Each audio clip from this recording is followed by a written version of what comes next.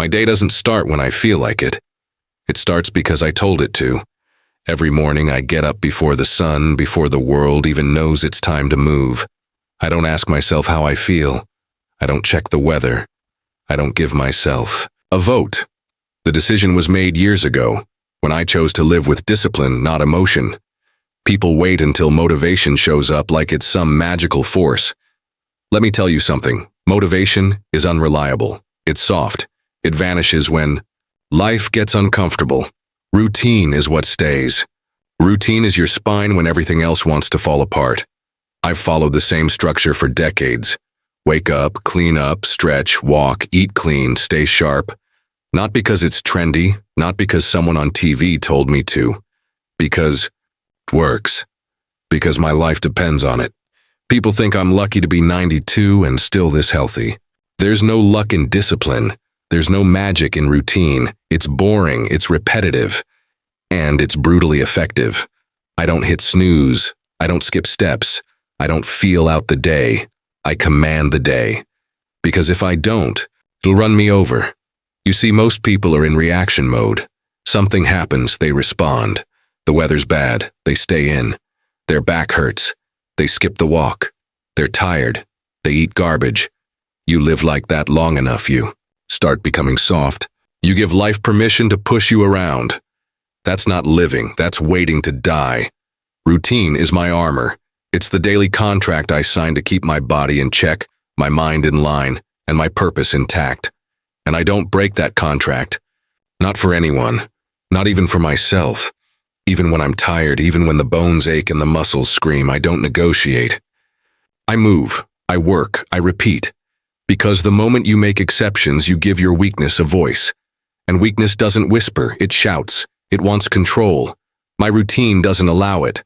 My structure is tight. Not because I'm perfect, but because I'm serious. Serious about living. Serious about thriving. Serious about not becoming another name on a hospital chart. So yeah, I'm 92 and still doing things most 60-year-olds can't. But that's not genetics. That's not good fortune. That's war, fought every morning at 5 a.m. You want to be sharp at 90? You want to be strong when most are fragile?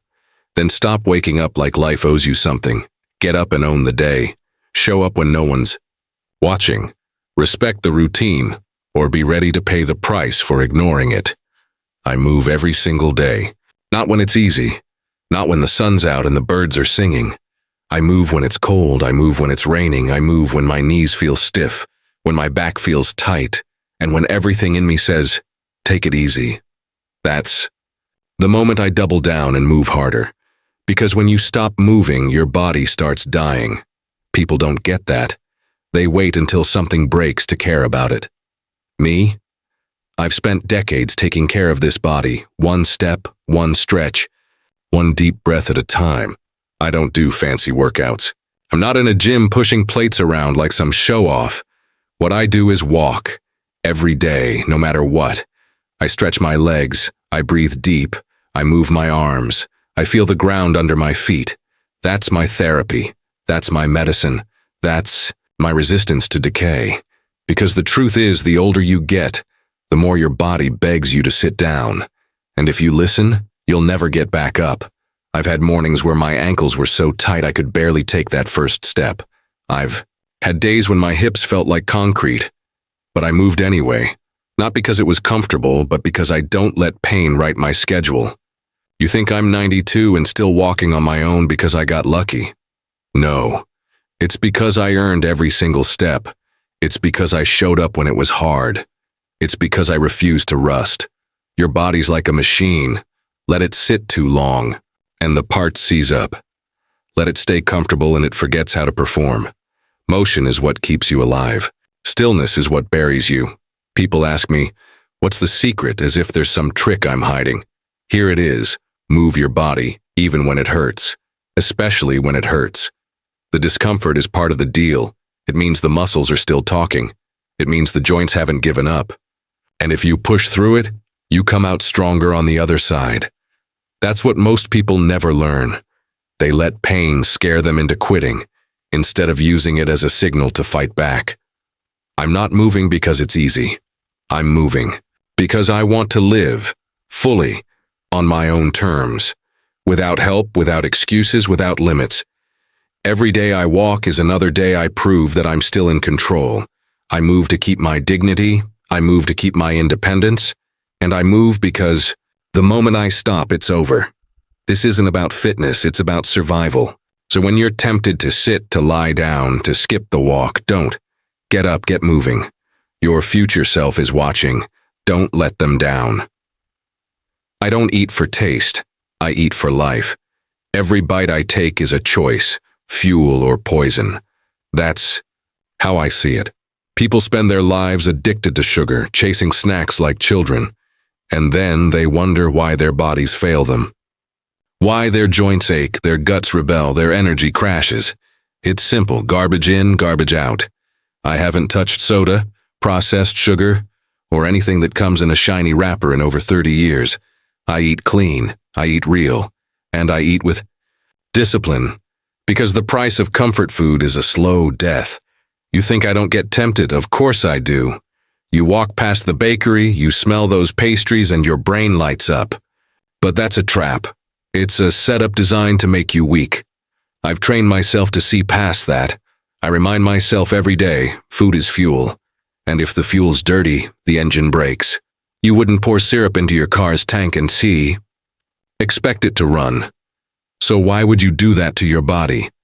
I eat the same basic foods day in and day out. Vegetables, lean protein, whole grains, fruits, not too much. My portions are tight. My habits are tighter. I'm not interested in feasting. I'm interested in functioning. I cook my own meals, no takeout, no shortcuts. People think I'm extreme, but I've watched friends my age fade into hospitals, strapped to IVs, surrounded by pill bottles, because they couldn't say no to a slice of cake. That's not extreme. That's sad. I haven't been sick in 3 decades, not even a cold. And it's not because I'm invincible. It's because I respect my immune system. I don't attack it with sugar. I don't overwhelm it with junk. I feed it what it needs to win. Every meal is a message I send to my body. I care about you. I want you to last. I want you to fight for me. And it does, because I don't sabotage it with cheap pleasure. People eat like they're trying to fill a hole. Like food is therapy. It's not. Food doesn't fix your problems. It doesn't make you happier. That donut?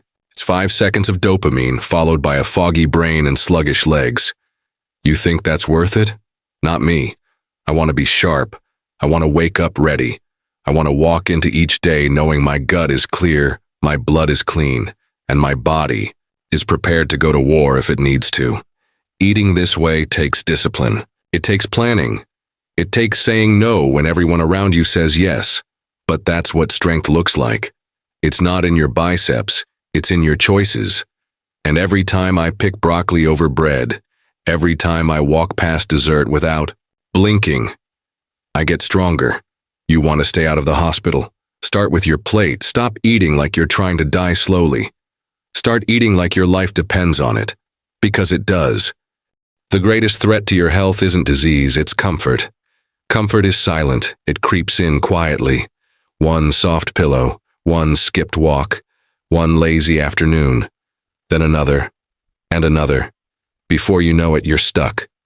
Your body softens, your mind dulls, and your spirit fades. I've seen it happen to men stronger than me. Warriors, workers, fighters. They all lost the war because they got too comfortable. They earned their rest, they said. They deserved to relax, and little by little they let go. Not me. I don't chase comfort, I reject it. I choose discipline over pleasure. I choose pressure over peace. Because I know the truth. Comfort is the enemy of growth. Every day I do something that makes me uncomfortable. I don't have to. I've earned the right to take it easy if I wanted to. But that's exactly why I don't. Because the second I start listening to that voice, the one that says, "You're old, you've done enough," I lose.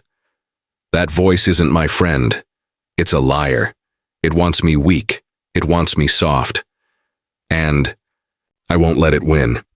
So I test myself. I read hard books that challenge my brain. I sit with my thoughts in silence. No distractions, no screens. I stretch until my body shakes. I face discomfort on purpose. Why? Because I want to stay sharp. I want to stay alive. I don't feel sorry for myself. Ever. That's rule number 1. Pity is poison. You start feeling sorry for yourself and you stop pushing. You justify laziness. You accept decline. I've had pain. I've lost friends, lost strength, lost time. But I never let it define me. Life punches you in the mouth. And you've got 2 choices. Stay down or get up swinging. I swing. Always. People think mental health is just about feeling happy. It's not. It's about being strong when you're not. It's about standing tall when the weight on your shoulders is trying to break you. That strength doesn't come from ease. It comes from facing your demons, your fears, your discomfort, and refusing to back down. You build that kind of mind over time, through repetition, through struggle, through small wins that nobody sees but you. So when I sit down at night and reflect on my day, I don't ask if I was happy. I ask if I was tough, if I stayed in control, if I kept my word to myself. That's what matters. Happiness fades. Strength stays. And strength is what's kept me going all these years. While others gave up, checked out, or faded into comfort, you want to live a long life? Don't search for happiness. Build discipline. Don't look for the easy way. Burn the map. Sit in the silence. Embrace the challenge. Live inside the discomfort until it becomes your home. That's where the real power is. Not in comfort, but in conquering the part of you that wants to quit. Do that, and you'll live with purpose, even at 92. I don't wake up each day just to exist. I wake up with something to do, something to give, something to prove. Not to anyone else, but to myself. I'm 92 years old and I still drive. Not because I need to, but because I can. And as long as I can, I will. Because the moment you stop trying, the moment you stop pushing, you start dying. That's the truth no one wants to say out loud. The world tells you to slow down when you get older. Take it easy, they say, retire, rest, relax. And that's exactly how people lose themselves. They stop being useful. They stop contributing. They stop mattering to others and to themselves. You don't stay alive by sitting on the porch all day. You stay alive by staying in the fight. I still fix things around the house. I still help my neighbors. I still read books, take notes, write letters, and have conversations that matter. I show up for life like it's a job, because it is. And I'm not about to retire from living. I've watched people retire and then wither away. Their minds dull, their backs curve, their spark disappears. You want to kill a soul? Take away its purpose. That's why I keep moving forward, not just physically, but mentally, emotionally, and spiritually. I've got gas in the tank, and I plan to use every last drop before this engine shuts down. Being useful is what gives you pride. It gives you dignity. You wake up with a reason to stand tall, to breathe deep, to go again. That's what most people miss. They think rest is freedom, but too much rest? That's a cage. Comfort becomes the prison, and they don't even see the bars. Me? I choose work. I choose movement. I choose usefulness. Even when my body aches. Even when it takes me longer than it used to. Because as long as I can still do something, anything, I'm still in the game. The problem is people think age is a reason to stop. It's not. It's the reason to start doing more. To keep proving that you've still got fire in you. I see younger people half my age already giving up, saying they're tired, saying they're too busy. Busy doing what? Scrolling through a phone? Watching the clock? Life doesn't wait for anyone. You either engage with it or let it pass you by. And I refuse to be a spectator. I didn't make it to 92 by sitting still. I made it here because I kept showing up. So if you want to live a long life with meaning, don't look for ways to do.